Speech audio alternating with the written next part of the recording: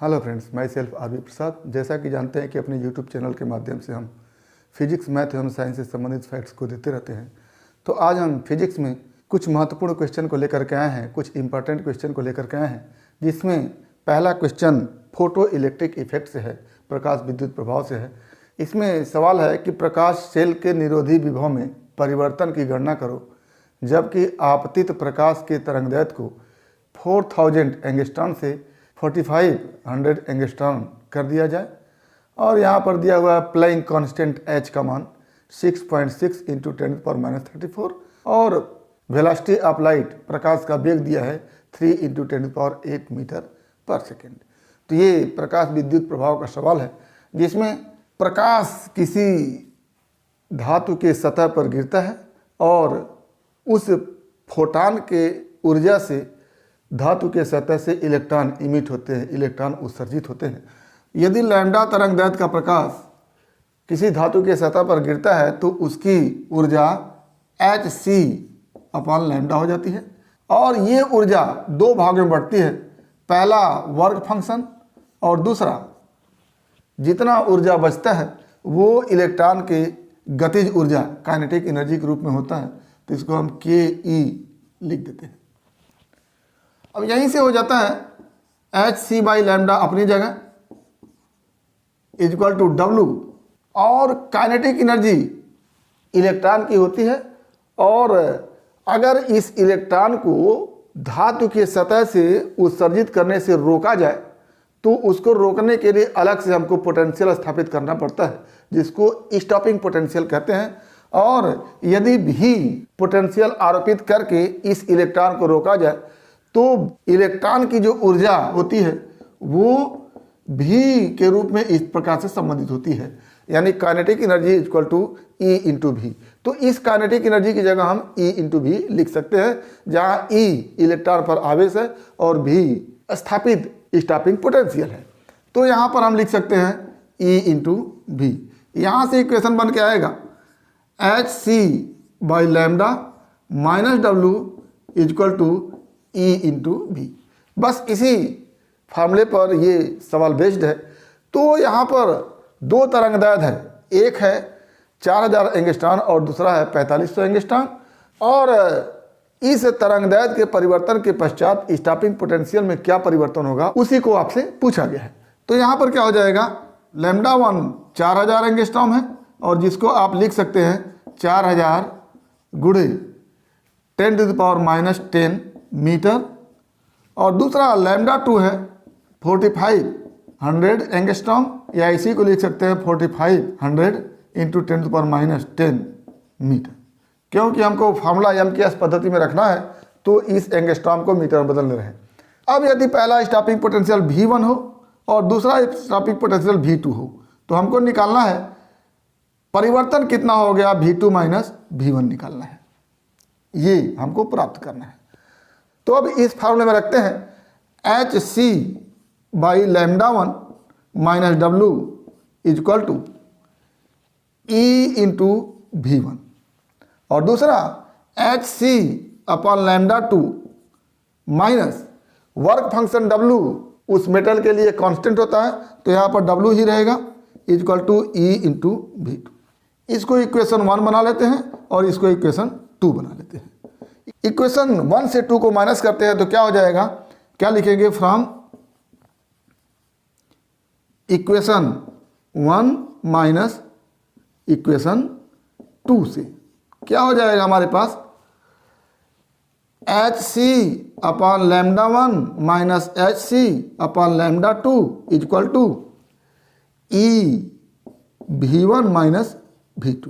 hc common 1/λ1 minus 1/λ2 equal to E into delta भी। यही delta भी आपसे पूछा गया है। h का मान है 6.6 इंटू 10⁻34 इंटू c का मान है 3 इंटू 10⁸ और 1/4000 into 10⁻10 minus 1/4500 into 10⁻10। Equal to E into delta V. क्या हो जाएगा यहाँ से, ये मल्टीप्लाई करेंगे 19.8 गुणे 10⁻⁻34 और ये कॉमन निकल जाएगा, बटा हो जाएगा 10⁻10 और यहाँ से 30 और यहाँ से 30 बाहर निकलेगा तो ये बन जाएगा 10⁻3 और यहाँ से हो जाएगा 1/4 माइनस 1/4.5 बराबर ई इंटू भी। क्या हो जाएगा 19.8 इंटू 10⁻⁻19 और यहाँ से हो जाएगा 1/4 minus 1/4.5 equal to E into V. यहाँ से क्या हो जाएगा 19.8 गुणे 10⁻⁻19 गुणे एलसीएम हो जाएगा 36, यहाँ से हो जाएगा 9, यहाँ से हो जाएगा 8 इक्वल टू ई इंटू, यहाँ पर डेल्टा भी लिखेंगे हम, डेल्टा भी इक्वल टू 19.8 इंटू 10⁻⁻19 बटा 36 इंटू ई भाग दे देगा यहाँ आकर के तो क्या आ जाएगा 1.6 गुणे 10⁻⁻19 तो ये कटेगा यहाँ से और आंसर बन के आएगा 0.34 वोल्ट। तो इतना स्टॉपिंग पोटेंशियल लगाना पड़ेगा, क्योंकि स्टॉपिंग पोटेंशियल माइनस में लगाते हैं इसलिए इसको माइनस यहाँ लिख सकते हैं। तो ये माइनस के साथ आंसर आएगा, क्या हो जाएगा -0.34 वोल्ट। ये आंसर हो गया आपका। तो इस तरह से इसको आप करेंगे। तो आइए दूसरा सवाल देखते हैं। दूसरा सवाल है व्यतिकरण से, इंटरफेरेंस से। तो इसको देखिए, यंग के व्यतिकरण प्रयोग में फ्रिंज की चौड़ाई 0.10 सेंटीमीटर है।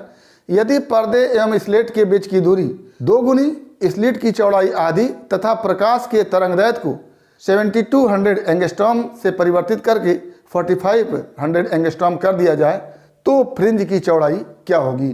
तो आपसे फ्रिंज की चौड़ाई दोबारा पूछी गई है और पहली बार दी गई है और उसमें पर्दे एवं स्लिट के बीच की दूरी को बदला गया है और स्लिट की चौड़ाई को बदला गया है। तो यंग के डबल स्लिट एक्सपेरिमेंट में फ्रिंज की चौड़ाई W इक्वल टू होता है D lambda upon twice D. यहाँ पर कैपिटल डी क्या है, पर्दे एवं स्लिट के बीच की दूरी, और लैम्डा तरंगदैर्घ्य है जिसको आप जानते हैं, और ट्वाइस डी स्लिट की चौड़ाई है।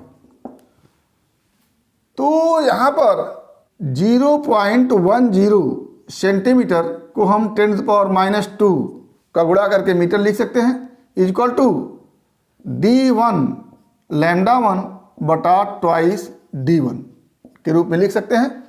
D1 पहली बार पर्दे एवं स्लिट के बीच की दूरी, लैम्डा 1 पहली बार का तरंगदैर्घ्य और ट्वाइस D1 पहली बार जो स्लिट की चौड़ाई है वो। तो ये हो गया। और आपसे पूछा गया W डैश, यानी बाद में फ्रिंज की चौड़ाई क्या होगी उसको पूछा गया। तो W डैश इक्वल टू क्या लिखेंगे, D2 बाद के स्लिट एवं पर्दे के बीच की दूरी, लैम्डा 2 बाद का तरंगदैर्घ्य और ट्वाइस D2 बाद में स्लिट की चौड़ाई। तो यहाँ पर हमको W डैश निकालना है। तो W डैश इसको इक्वेशन 1 कह लीजिए और इसको इक्वेशन 2 कह लीजिए।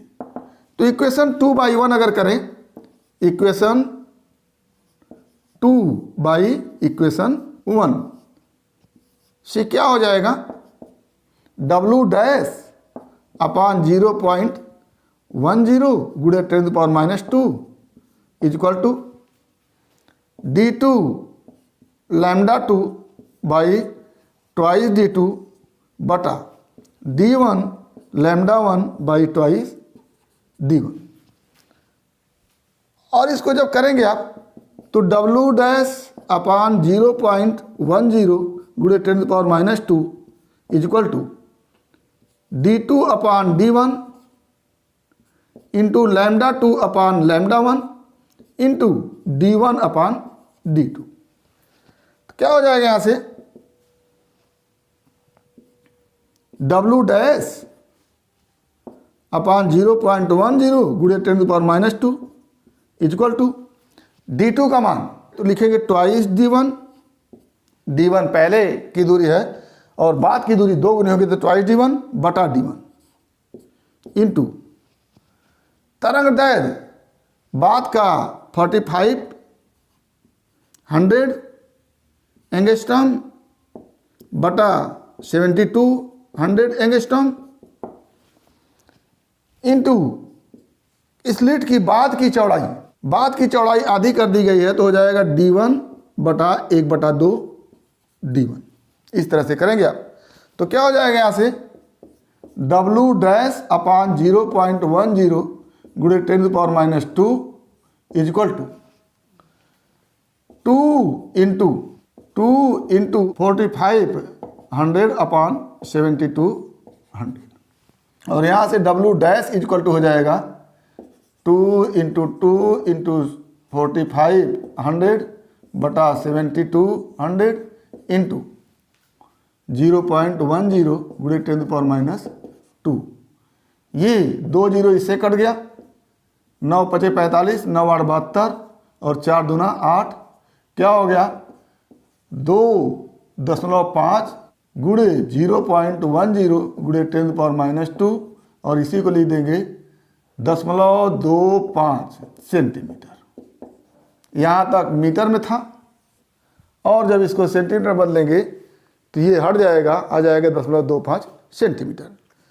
तो ये दूसरा सवाल था हमारा यंग के डबल स्लिट एक्सपेरिमेंट से जो इंटरफेरेंस पर आधारित है। अगला सवाल हम इलेक्ट्रिक सर्किट से लिए हैं, विद्युत परिपथ से लिए हैं, उसको देखते हैं। तो अगले सवाल में ये एक सर्किट दिया गया है जिसमें 2 सेल E1 एवं E2 विद्युत वाहक बल के हैं। पहले सेल का आंतरिक प्रतिरोध 2 ओम है और दूसरे सेल का आंतरिक प्रतिरोध 1 ओम है। इस परिपथ में एक 24 ओम का बाहरी रेजिस्टेंस, बाहरी प्रतिरोध जोड़ा गया है और आपसे पूछा गया है कि इस प्रतिरोध के सिरों के बीच का विभवांतर क्या होगा और अगर ये धारा I1 है और ये धारा I2 है तो I1 और I2 का मान क्या होगा, ये आपसे पूछा गया है। तो इसमें हम किरचॉफ के नियम को लगाएंगे।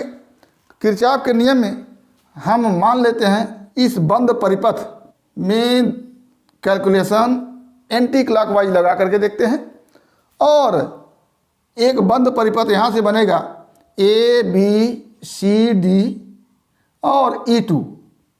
तो इसमें भी हम एंटी क्लॉकवाइज में कैलकुलेशन करेंगे। तो पहले इस बंद परिपथ को देखते हैं। तो क्या होगा यहाँ से, इसमें धारा I1 चल रही है तो ये धारा इस दिशा में अगर हम कैलकुलेट कर रहे हैं तो ये धारा हमारे कैलकुलेशन के अपोजिट है।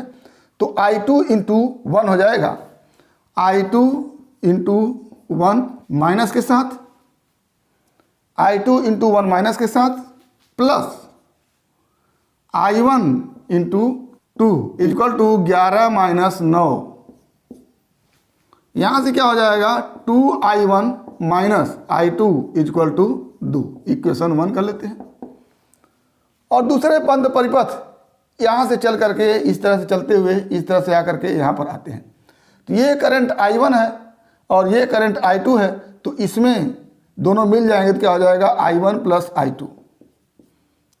किरचॉफ के प्रथम नियम से I1 यहाँ चला और I2 यहाँ चला, इस जंक्शन पर I1 प्लस I2 हो जाएंगे और यहाँ से I1 प्लस I2 करंट चलेगा।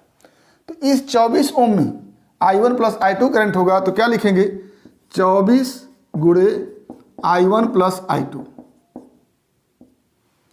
और यहाँ से चलते चलते जब यहाँ आएंगे तो इधर I1 करंट चला जाएगा, इधर आएगा I2 करंट, तो हो जाएगा plus I2 into 1 equal to, इस बंद परिपथ में केवल दूसरा सेल लगा हुआ है तो इसको लिखेंगे 9 और यहाँ से हो जाएगा 24I1 plus 24I2 plus I2 equal to 9, या कह लें कि 24I1 plus 25I2 equal to 9। ये इक्वेशन